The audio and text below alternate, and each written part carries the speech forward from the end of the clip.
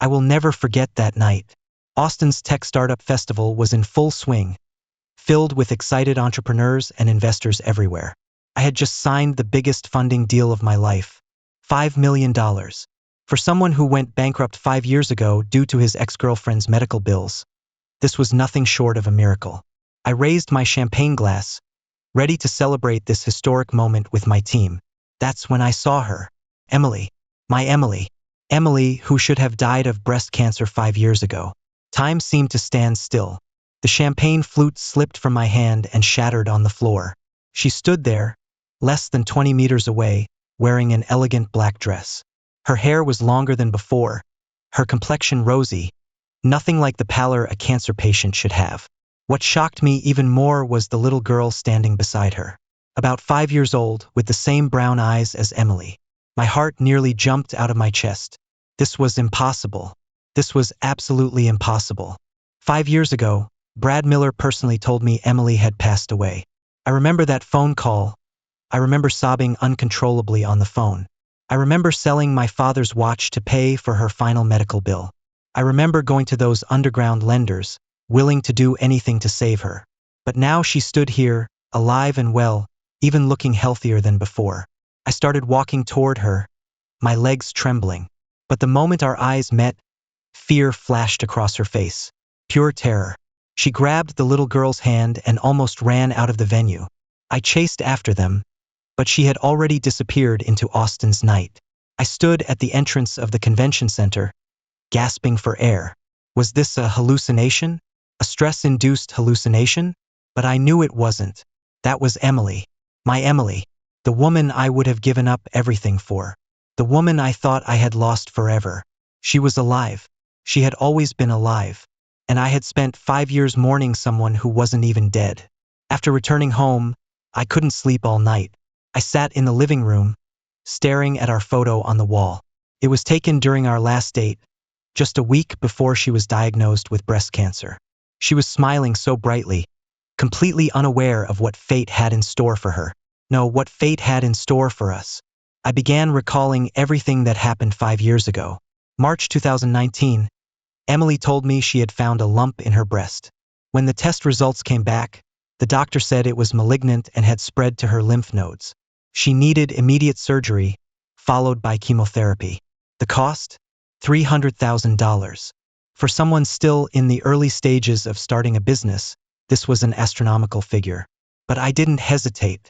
I sold my car, sold my father's watch, even sold my mother's wedding ring. But this money was still far from enough. So I went to people I shouldn't have approached. Underground lenders.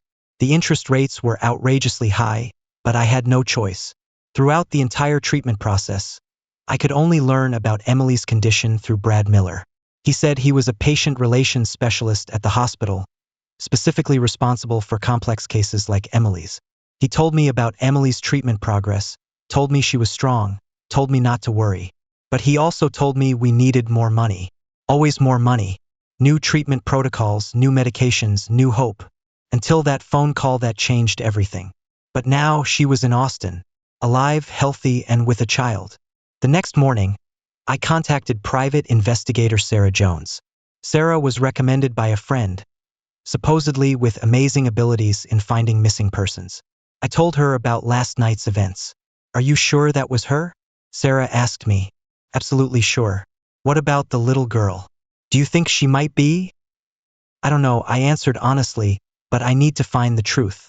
Sarah agreed to help me investigate. She said if Emily was really alive, she would find her. Whatever the truth is, Sarah said, you have the right to know. I agreed. No matter how painful the truth might be, I needed to know. Why would Emily fake her death? Why did she disappear for 5 years?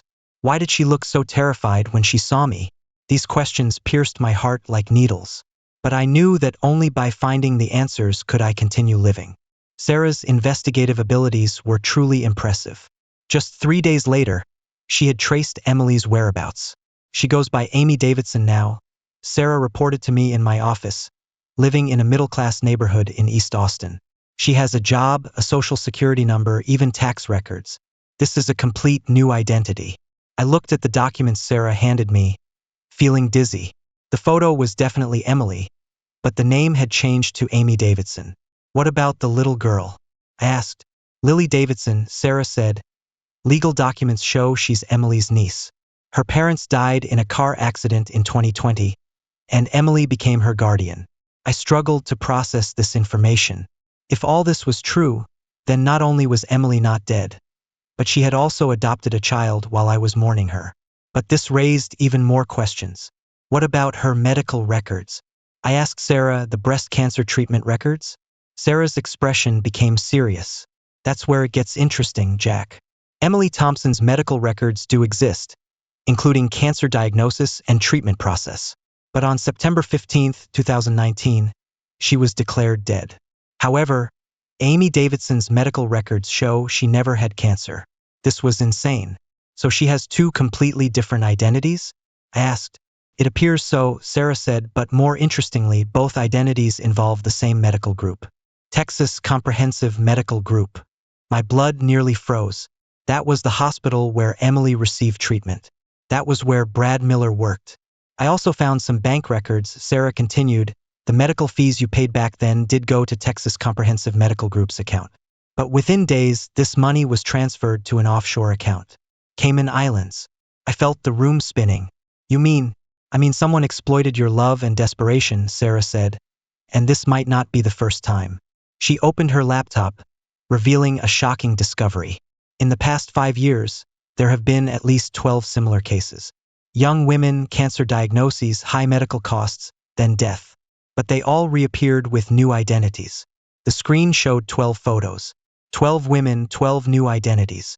They were all young, all beautiful, all had died of cancer. This is systematic fraud, Sarah said, and the scale is much larger than we imagined. I thought of Brad Miller. That gentle voice, those caring words, those requests for more funding. He wasn't helping us. He was exploiting us. We need more evidence, I told Sarah. I want to expose this entire scam. Not just for me, but for all the other deceived families. Sarah nodded in agreement. But Jack, she warned me, if this really is a large-scale fraud network, then the enemies we're facing are more dangerous than we imagined. I didn't care. I had already lost too much. My money, my trust, my love, my 5 years. Now it was time to reclaim the truth, whatever the cost. Sarah's investigation into Brad Miller revealed a shocking truth. This man wasn't just a hospital employee. He was a carefully crafted online persona. Look at this. Sarah turned her laptop toward me, showing Brad's Instagram account. It had thousands of followers with a bio reading, "Witness to Medical Miracles Collector of Love Stories." But what infuriated me most was seeing Emily's photo among them. It was a photo from during her chemotherapy, wearing a headscarf, looking pale. Brad's arm was around her shoulder, smiling brightly. The caption read, "Emily's battle is coming to an end, but love never dies. Her boyfriend Jack proves the power of true love. #never give up, #love miracle." I wanted to vomit. These women all have similar stories, Sarah said, young, beautiful, cancer diagnoses, desperate boyfriends or husbands willing to sacrifice everything to save them. Then Brad appears, becoming their hope. Eventually, the women all die. The men go bankrupt, and Brad continues looking for the next target. I began understanding the full scope of this scam. Brad specifically targeted men who loved their partners deeply. Men who would give everything for love. Then he exploited our love and desperation for profit. This was a perfect psychological manipulation system. Brad used social media to create a false heroic image, making desperate men believe he was their last hope. Then he used the hospital's internal systems to forge death certificates. And the women were forced to cooperate with this lie, obtaining new identities to start fresh lives. But why would the women cooperate? I asked, why wouldn't they expose the truth? Sarah's expression darkened. I think they might have been threatened, she said, or promised something. Remember, most of these women actually did have cancer. They need ongoing treatment and care. Brad might have promised to provide these in exchange for their silence. I thought of the fear in Emily's eyes when she saw me. She wasn't afraid of me. She was afraid of being discovered. She was afraid of this carefully constructed lie being exposed. But I needed to know why. Why would she rather let me think she was dead than tell me the truth? Why would she rather watch me suffer for 5 years than come back to me? The answers to these questions might be more complex and darker than I imagined. But I had come this far. I wouldn't stop now. I was going to find Emily, and I was going to hear the truth from her own lips, no matter how painful that truth might be. Finding Emily proved more difficult than I expected. She apparently realized I was looking for her and began deliberately avoiding places where I might appear. But Sarah had her methods. Lily has dance classes every Tuesday and Thursday afternoon, Sarah told me, at the Children's Arts Center in East Austin. Emily always picks her up and drops her off personally. So I waited for her there. When Emily walked out of the Arts Center and saw me standing in the parking lot, her face instantly went pale. Lily was skipping beside her, completely unaware of what was about to happen. Jack, Emily's voice was trembling. You shouldn't be here. I shouldn't be here? I could barely control my anger. Emily, I thought you were dead. I spent 5 years mourning you. I went bankrupt trying to save you, even borrowed from loan sharks. And you've been alive all this time. Lily looked up at us, obviously sensing the tense atmosphere. Emily knelt down and gently said to her, Lily, go wait in the car. Okay? Turn on the radio and listen to your favorite songs. The little girl nodded and walked toward a blue Honda in the parking lot. Emily waited until she was far away before turning to me. Jack, Tears welled up in her eyes. I can't explain. Then I said, tell me why you made me think you were dead. Tell me why you disappeared for 5 years. Tell me who Brad Miller really is. Hearing Brad's name, Emily visibly recoiled. You investigated Brad? She asked, fear in her voice. Jack, you don't know what you're doing. You don't know how dangerous he is. Dangerous? I almost laughed. Emily, he stole $300,000 from me. He made me think you were dead. What could be more dangerous than that? Emily looked around, making sure no one was listening. Then she took a deep breath. Jack, do you remember how you raised that money? Of course I remembered. I sold everything valuable, then went to underground lenders. Those lenders, Emily continued, they weren't ordinary businessmen. They were part of a criminal organization, involved in money laundering, drug trafficking, even worse things. I began feeling uneasy. When you borrowed their money, you became part of their system, Emily said. Brad knew this. He had evidence of your dealings with these people. Bank transfer records, phone recordings, even photos. If this evidence were made public, my world began crumbling. You mean, if I didn't cooperate with Brad's plan, he would turn this evidence over to law enforcement, Emily said. You would face charges of money laundering and cooperating with criminal organizations. Your entrepreneurial dreams, your new life, everything would be destroyed. I remembered those desperate days 5 years ago. I had indeed contacted people I shouldn't have. I had indeed participated in some gray area transactions. But I had no choice then. I just wanted to save Emily. So you chose to protect me, I said slowly, by faking your death to protect me. Emily nodded, tears streaming down her cheeks. When my condition started improving, Brad found me, she said. He told me his plan. If I cooperated with him, pretended to die, he would give me a new identity, a new life. And he would never hurt you. But if I refused, she didn't need to finish. I already understood. Brad wasn't just a scammer. He was a criminal skilled in blackmail. He exploited people's love and desperation, not only stealing money but controlling victims' lives. Remember that day at the East Side warehouse? Emily added, September 12, 2019, when you took $100,000 cash from Raymond. Do you remember the consent forms you signed? My blood nearly froze. I remembered that day. It was when I was most desperate. I would have done anything. Those documents are now in FBI files, Emily said, as part of a larger investigation. Raymond and his organization are currently under investigation. If your name appears in that case, she didn't need to finish. I understood. I would be treated as part of Raymond's criminal network. I would face federal prosecution. My company, my reputation, my freedom, everything would be lost. Emily, I said, we can fight him together. We can find a way. No, she interrupted me. Jack, you don't understand. Brad isn't acting alone. He has a vast network behind him. Doctors, lawyers, government officials. They control the entire system. I looked at this woman I had once loved deeply, feeling unprecedented anger and helplessness. For 5 years, she had been enduring pain to protect me. and I had been resenting her death all along. But now I knew the truth. Now it was time to end all this. No matter how powerful Brad was, no matter how vast his network, I wouldn't let him continue controlling our lives. Sure enough, Brad soon learned of our contact. The next day, my company suffered a cyber attack. Our servers were hacked, customer data was stolen, and the entire system was paralyzed.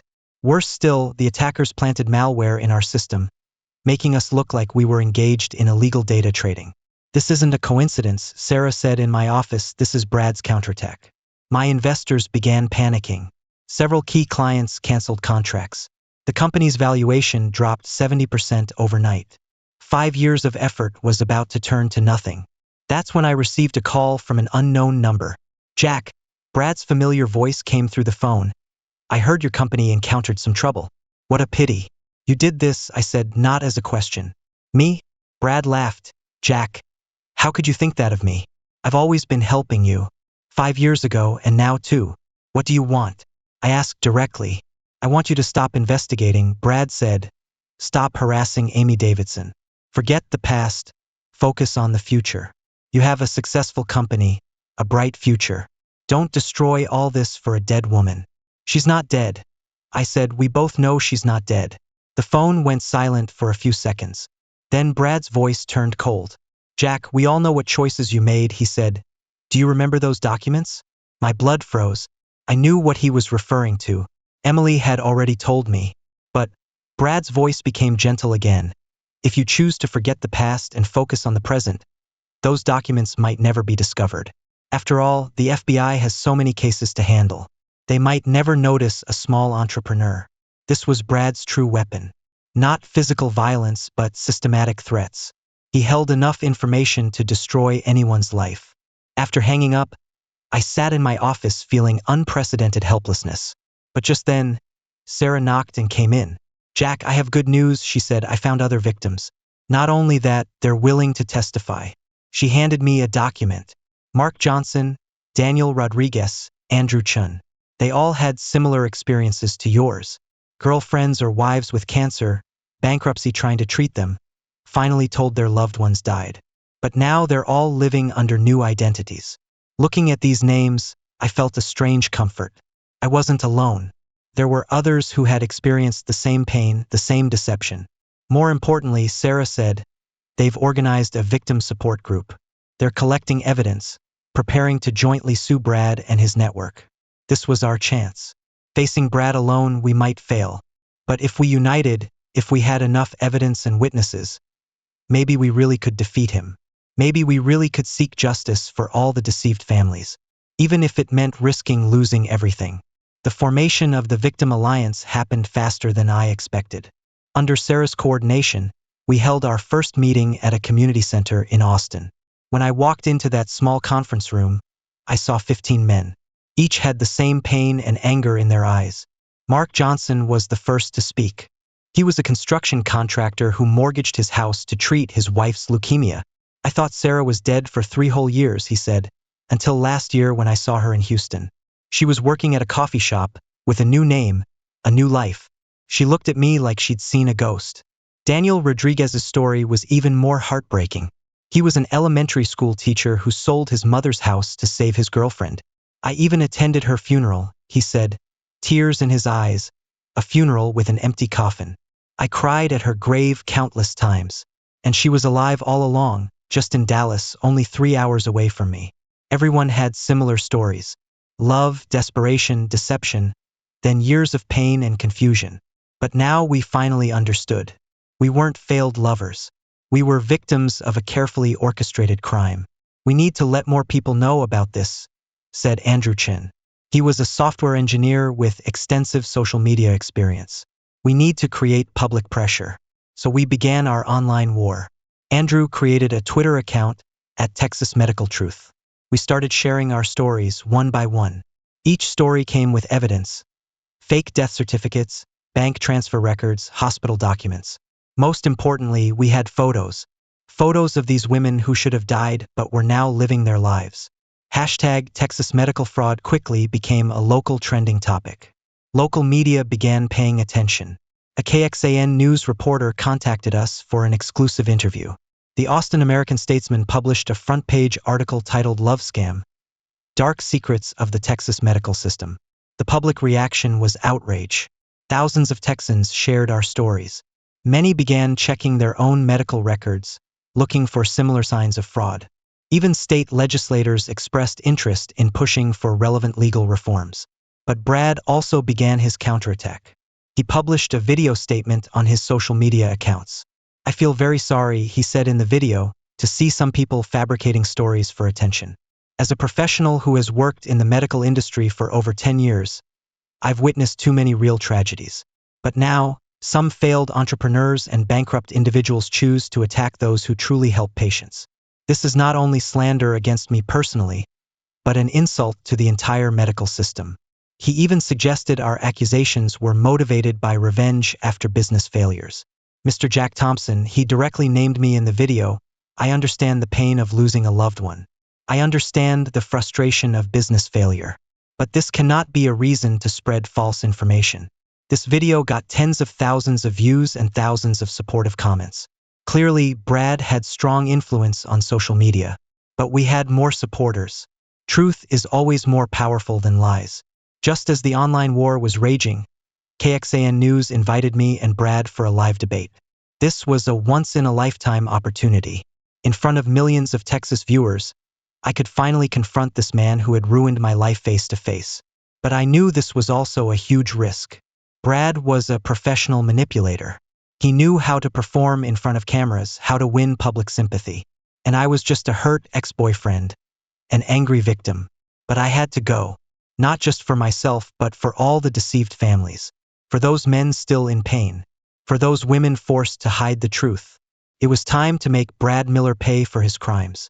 The night of the live broadcast, the Texas Comprehensive Television Studio was packed with audience members. Media, victim family members, medical industry professionals, even some state government officials came. Brad arrived before me, wearing a perfect suit with a confident smile on his face. When I walked into the studio, he even nodded at me in a friendly manner, as if we were old friends. The host briefly introduced the background of the controversy. Then the live broadcast began. "Mr. Brad," the host asked him first, "how do you respond to these allegations of medical fraud?" "Thank you for giving me the opportunity to clarify the facts," Brad said, his voice gentle and professional. "I've worked at Texas Comprehensive Medical Group for 12 years. Helping thousands of patients and families. Seeing my professional reputation attacked like this makes me very sad." He turned to the camera, seemingly speaking directly to the audience. "Cancer is a cruel enemy. Every day I have to watch young lives struggle against disease. Sometimes, despite our best efforts, patients still lose their lives. This is medical reality, and though painful, we must accept it." Then it was my turn. "Mr. Jack," the host asked me, "what evidence do you have to support your allegations?" I took a deep breath and looked at the camera. 5 years ago, I was told my girlfriend Emily Thompson died of breast cancer, I said. I paid over $300,000 for her treatment. But last month, I saw her in Austin. She's alive, healthy, with a new identity. I took out the documents I had prepared. This is Emily's death certificate, dated September 15, 2019. This is Amy Davidson's driver's license, issued October 1, 2019. This is the same person with 2 different identities. Murmurs spread through the studio. Brad remained calm. "Jack," he said, his voice filled with sympathy, "I understand your pain. Losing a loved one is one of life's greatest sorrows. But sometimes, grief can cause hallucinations. Are you sure you really saw Emily? Maybe it was just a stranger who looked like her?" Just then, the studio door opened. Emily walked in. The real Emily with little Lily. The entire studio fell silent. Cameras quickly focused on her. "My name is Emily Thompson," she said to the camera, her voice trembling but clear. 5 years ago, I was supposed to die of breast cancer. But I didn't die. I was forced to fake my death, forced to hide the truth. Because Brad Miller threatened to destroy Jack's life. Brad's face instantly went white. "Emily," he stood up and said, "you don't know what you're saying. Your illness has caused delusions." "I'm very lucid, Brad," Emily interrupted him. "I know you have records of Jack's dealings with underground finance. I know you used these to threaten me. I know how many other women have been forced to cooperate with your lies. She took a recording device from her handbag. I also know how you explained the scam in detail, because I recorded everything. The recording began playing. Brad's voice clearly filled the entire studio. This system is perfect, Emily. Men will give everything for love. We give them hope, then give them despair. They pay the fees, we share the profits. You fake your death, get a new identity, and I continue looking for the next target. The studio erupted in chaos. Brad tried to explain, tried to deny, but it was too late. The recording continued playing, detailing the entire medical fraud network's operation. The doctors, nurses, lawyers, even some government officials involved. The live broadcast lasted 3 hours. Emily detailed how she was forced to cooperate with this scam. Other victim families joined the program by phone. Medical experts analyzed the technical details of the fraud. Legal experts discussed possible prosecution plans. By the end of the program, #Texas Medical Fraud had become a national trending topic. The FBI announced a full investigation into the case. The Texas Attorney General's office stated they would prosecute all involved parties. Brad was taken away by police after the program ended. Several executives from Texas Comprehensive Medical Group were also arrested that night. 3 months later, Brad was sentenced to 15 years in prison. The medical group was forced to pay over $20 million in compensation. 12 victim families were reunited, and the Texas legislature passed new laws strengthening oversight and punishment of medical fraud. But for me, most importantly, I finally found the truth. Found Emily. Found our lost 5 years. Emily's brave action not only exposed Brad's crimes, but also gave us a chance to start over. But 5 years of separation couldn't be forgotten just like that. There was too much between us that needed repairing. Trust, understanding, and those irretrievable years. Emily moved out of her house in East Austin. With Brad's threats gone, she no longer needed to hide her identity. But she couldn't directly return to my life either. Too much had changed. We decided to take it slowly, meeting twice a week, usually taking Lily to parks or museums. Lily was a smart, lively little girl who quickly accepted me. Perhaps because she had lacked a father's love since childhood, she was particularly close to me. Uncle Jack, she asked me one day, were you and Aunt Amy boyfriend and girlfriend before? I looked at Emily, unsure how to answer. Yes, Lily, Emily said gently, a long time ago we loved each other. What about now? Lily asked innocently, do you still love each other? This was a complex question. Love had never completely disappeared, but it had been covered by pain, misunderstanding, and time. We needed to rediscover each other, relearn how to love. Following Sarah's suggestion, Emily and I began receiving psychological counseling. Dr. Patricia Wong was one of Austin's best relationship therapists.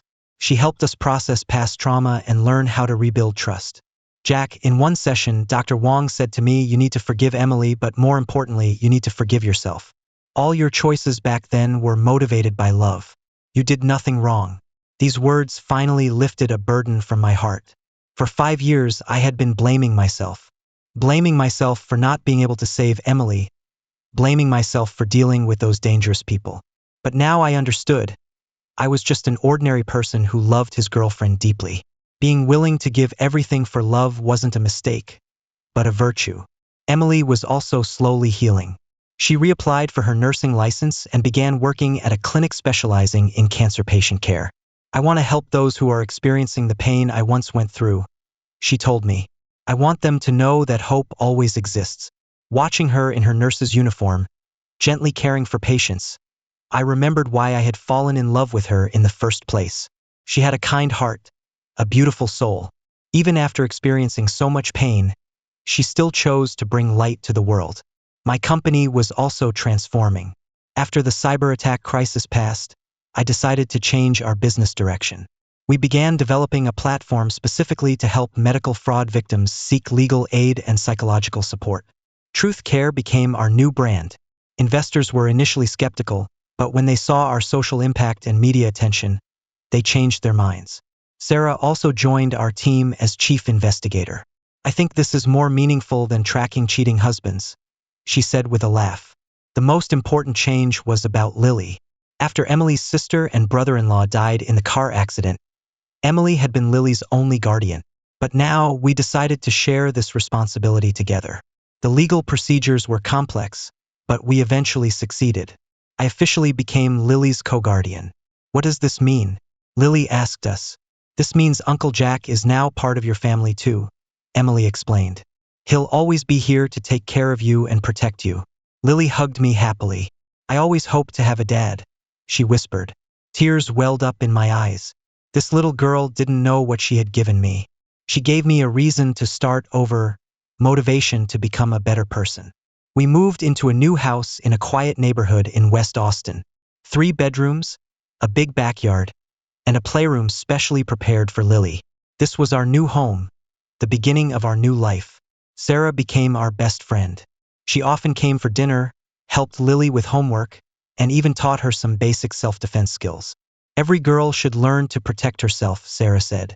Emily and I both agreed. After this experience, we all understood the importance of protecting ourselves and our family. A year later today, I stand in our backyard, watching Emily teach Lily how to plant flowers. Texas spring always comes early, and the garden is already full of blue wildflowers. So much has happened this year. The Truth Care platform has helped over 300 medical fraud victim families. We've partnered with multiple law firms to provide free legal consultation for victims. We've also partnered with mental health institutions to provide treatment support for families who experience trauma. What makes me most proud is that we pushed for reform of Texas medical regulatory laws. New laws require all medical institutions to establish stricter financial transparency systems. Brad-style fraud is now almost impossible to happen again. Emily's work at the cancer clinic has also been fulfilling. She's not only an excellent nurse, but has also become a psychological supporter for patients and families. I tell them my story. She once said to me, I tell them to never give up hope, because sometimes miracles really do happen. Lily has completely adapted to our new family. She performs excellently at school and has made many friends. More importantly, she has learned to trust and love. Last month, she called me Dad for the first time. It was after her school performance. She ran toward Emily and me, excitedly saying, Dad, Mom, did you see me dance? In that moment, I knew we had truly become a family. Sarah also found her own love. She fell in love with an FBI agent they met while investigating Brad's case. Who would have thought tracking criminals could lead to true love? She joked. We 4 adults often gather together, with Lily always being the joy of our gatherings. These simple, happy moments made me understand what the real American dream is. Not unlimited wealth, not huge success, but persisting in justice after experiencing difficulties. Protecting and cherishing those we love. Using our experiences to help others who need help. Last week, we received a letter from Washington. It was an invitation from the House Health Committee, hoping we would testify at a congressional hearing. They were considering promoting Texas medical regulatory reforms nationwide. Are you ready to face a national audience? Emily asked me. We're ready, I corrected her, we're ready together. Tonight, Lily is already asleep, and Emily and I sit on the swing in our backyard. The Texas sky is particularly bright, with the sound of wind blowing through oak trees in the distance. Do you regret it? Emily asked me, regret starting all this over again? I held her hand. Never, I said. This was the most correct decision I've ever made. Seeking truth, finding you, building our family. This is the life I want. We sat quietly for a while, enjoying this peaceful night. Tomorrow we still have work to do. More victims to help. More injustices to expose. More families to reunite. But tonight, in this home we built with love and persistence, we are just 3 people who love each other. A family that found each other again. A family that proved truth and justice will ultimately triumph over deception and evil.